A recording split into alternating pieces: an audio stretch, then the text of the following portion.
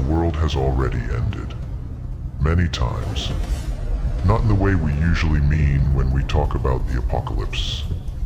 Not with a final trumpet, and a last judgment, and a permanent closing of the cosmic account, but in the minds of civilizations that rose and flourished and disappeared long before the first word of the Bible was written. The world ended. Completely, and then somehow again. The apocalypse is not a Judeo-Christian invention. It is not a Hebrew prophecy, or a Christian revelation, or an Islamic vision of the final hour. It is something far older, far more widespread, far more deeply embedded in the human imagination than any single tradition can claim.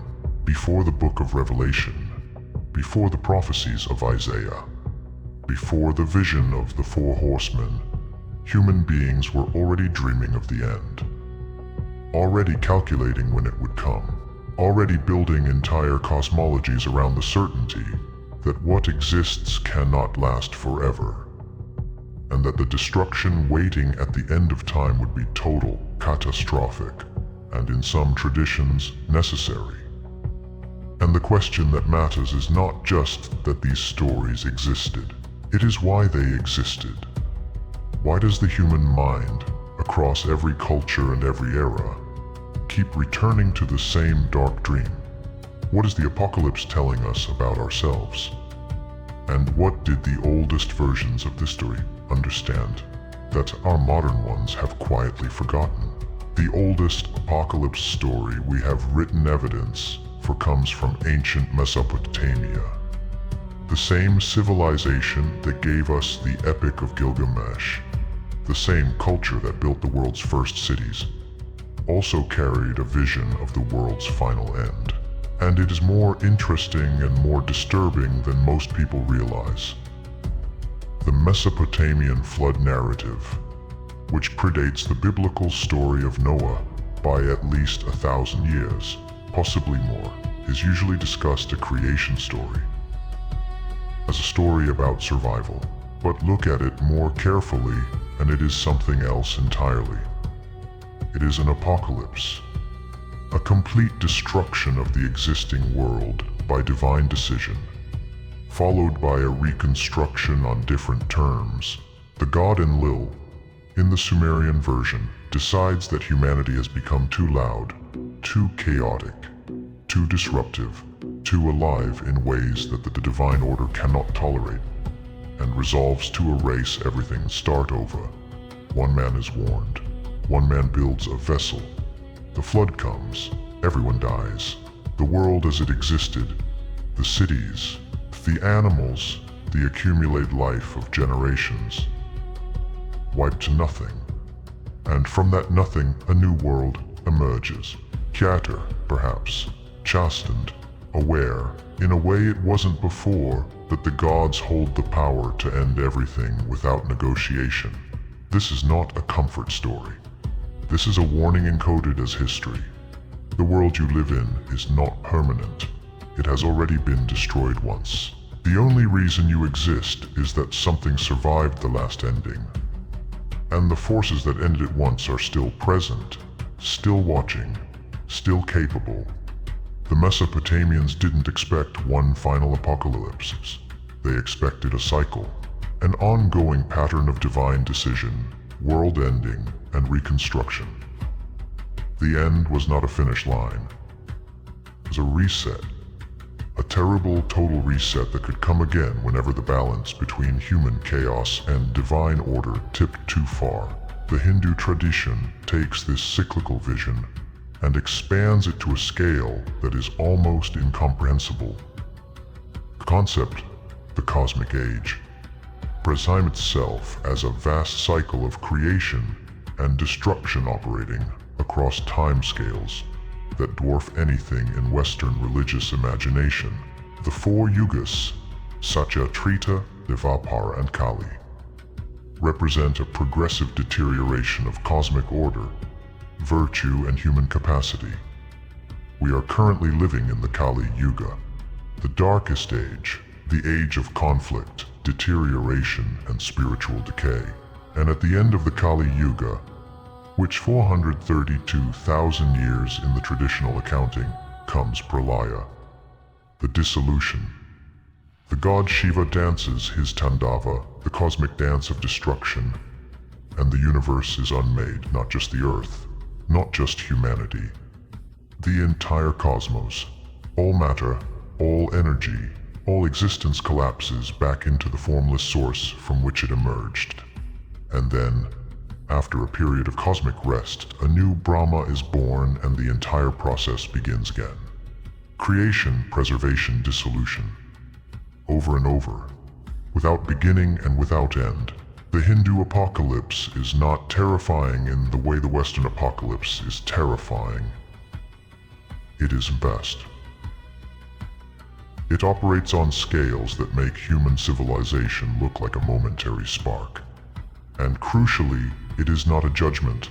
It is not a punishment for human failure or divine wrath at human sin. It is simply the nature of existence.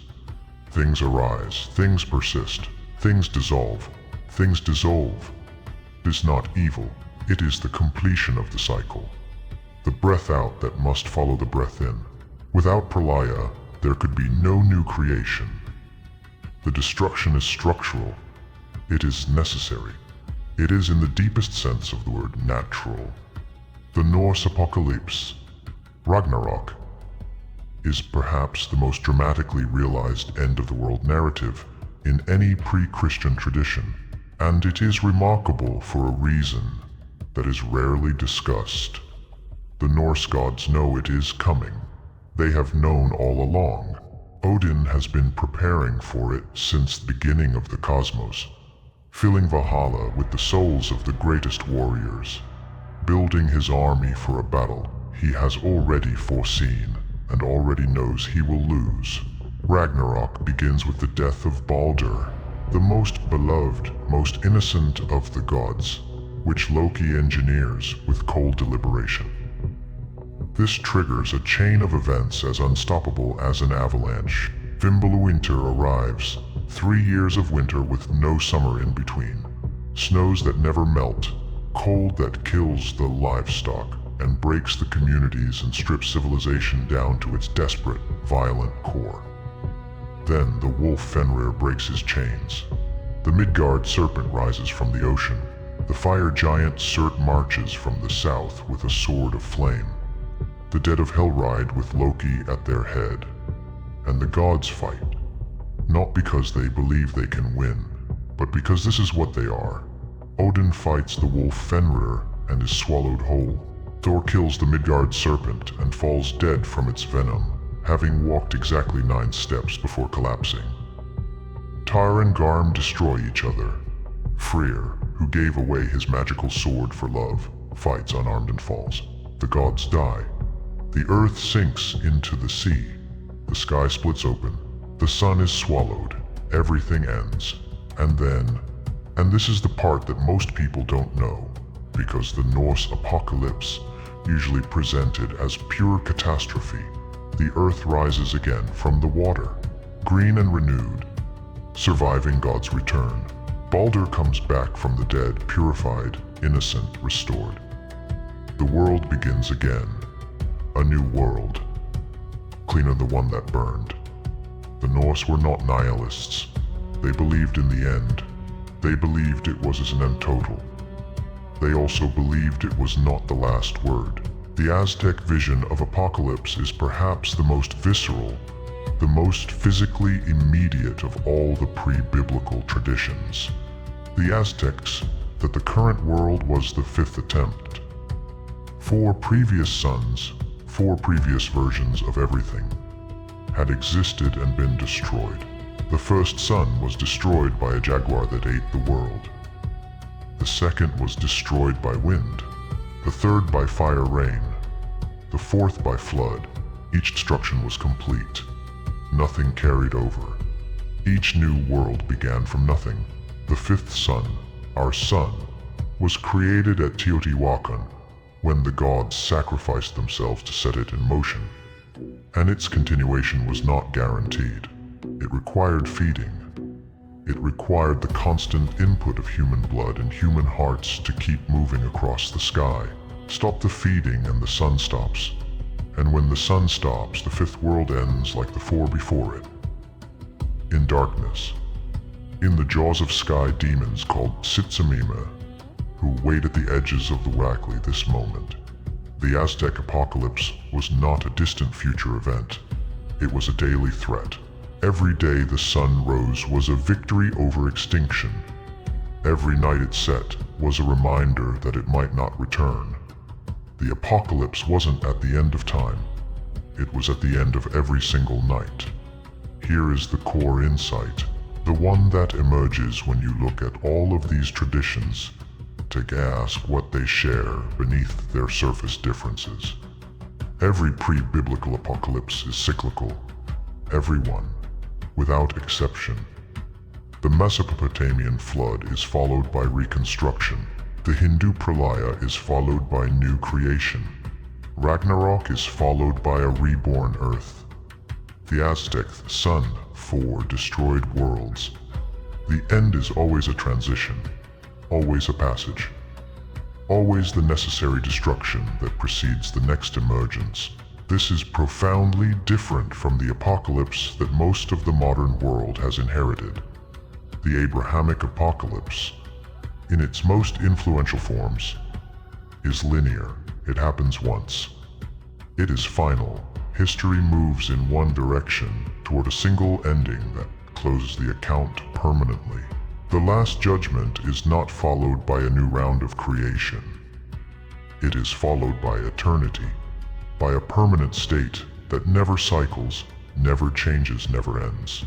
The shift from cyclical to linear apocalypse is not just a theological detail. It is a fundamental change in how a civilization understands time, change, and the meaning of destruction. A cyclical apocalypse says, endings are part of the process. Destruction is necessary for renewal. The end of what exists is the condition for what comes next. Nothing is truly permanent, but nothing is truly final either. A linear apocalypse says, this is the only world that matters. History is moving toward a conclusion. The end is the judgment of everything that has existed. And after that judgment, the book is closed. The difference between these two visions produces different human beings. A person who lives inside a cyclical cosmology understands impermanence differently. They have, built into their deepest beliefs about the structure of reality, the knowledge that what exists will end, and that ending is not failure. It is the nature of things. There is grief in endings, but not only grief. There is also the seed of what comes next. A person who lives inside a linear cosmology, who believes history moves toward a single final judgment, experiences the threat of ending differently, more acutely, more existentially. Because in a linear cosmos, there is no next cycle. There is no new earth rising from the water. The end is just the end. And everything that matters must be resolved before it arrives. We inherited the linear vision, and it has shaped everything about how Western civilization relates to endings, to change, to the destruction of what exists. We experience the end of institutions, of traditions, of ways of life, of civilizations, as pure loss, as tragedy, as something that should have been prevented. Because within our inherited cosmology, endings don't contain new beginnings. They are just conclusions, just closings. The older traditions were trying to tell us something different.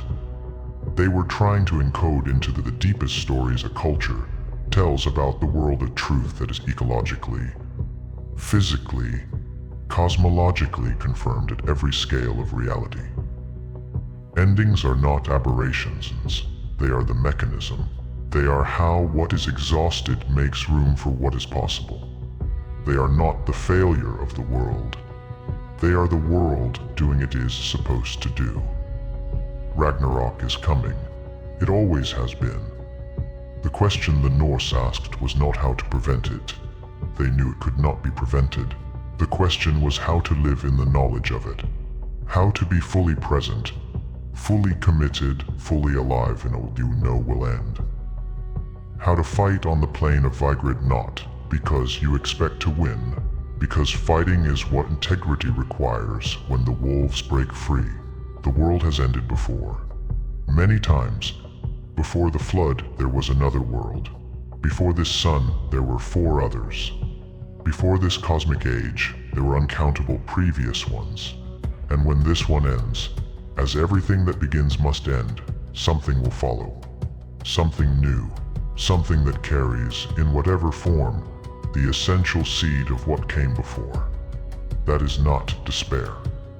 In the oldest traditions of human thought, that is hope of a very particular and very serious kind. Not the hope that nothing will be lost, but the hope that loss is not the last word, that the dissolution is not the end of the story, that even in the total darkness of the world ending, the earth is already preparing to rise again. The apocalypse is older than any religion that claims to own it, and in its oldest form, it was never just a threat. It was a promise, if you want to keep exploring the deepest layers of human thought. The myths and ideas that shaped everything we believe before we knew we were being shaped. Subscribe and stay with this series. There is always more beneath the surface, and the oldest stories always have the most to say.